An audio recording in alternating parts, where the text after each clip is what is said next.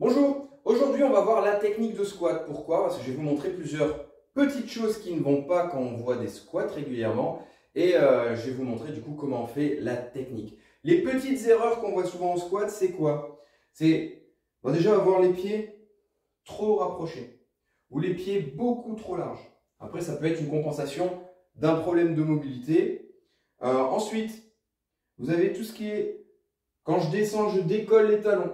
Ou quand je descends, je décolle les orteils. Donc ça, ce sont des erreurs.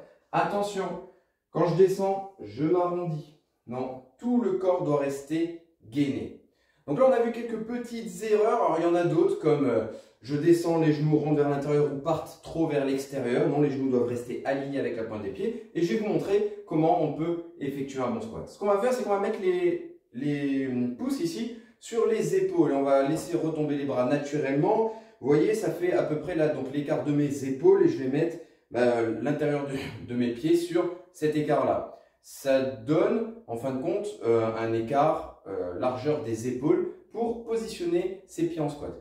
Il y a une autre façon de faire, tout simplement, je relâche un pied, je relâche l'autre pied. Hop, normalement, je devrais arriver largeur des épaules.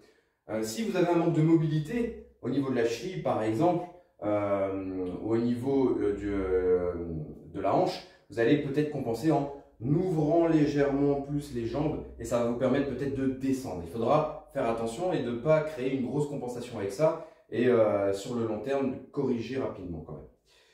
Donc, je mets les pieds largeur des épaules, les pieds sont orientés à 11h05 ou 10h10. Ce que je vais faire, c'est que je vais enfoncer mes pieds dans le sol, okay, comme si je voulais repousser le sol. Et ce que je vais faire, c'est que je vais créer ce qu'on appelle un torque. Alors, il y a deux torques, le torque interne, donc vers l'intérieur, ou le torque externe vers l'extérieur. C'est-à-dire que je vais enfoncer mes pieds au sol et je vais faire comme si je voulais séparer le pied le sol entre mes deux pieds. Ça, c'est un torque externe. Donc, du coup, les trois gros points d'accroche du pied, qu'on appelle le tripode, qui sont en dessous du pied, là, seront bien ancrés. Les orteils sont bien posés au sol. Et là, il n'y aura pas de souci. Et quand on descendra, logiquement, les genoux seront dans l'alignement du pied. Une fois que je suis là, qu'est-ce que je fais? J'engage en premier, donc là, mes fessiers qui vont descendre. Je ne descends pas vers l'arrière, je ne pousse pas vers l'arrière. Pourquoi? Parce que sinon, je vais hyper cambrer mon dos. Et du coup, ça risque de me faire mal sur le long terme. Donc, je suis ici.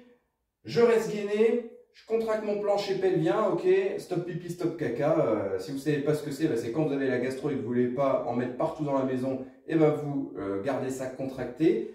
Ensuite, j'aspire légèrement le nombril, je sors les pecs, je vais positionner mes mains vers l'avant quand je vais descendre, ça va me forcer à rester un peu droit et mon regard va regarder loin devant. Je suis ici, je descends et je remonte. Voilà, tout simplement. Si vous devez le faire après avec des charges, assurez-vous déjà que vous maîtrisiez la technique au poids du corps. Allez, à bientôt.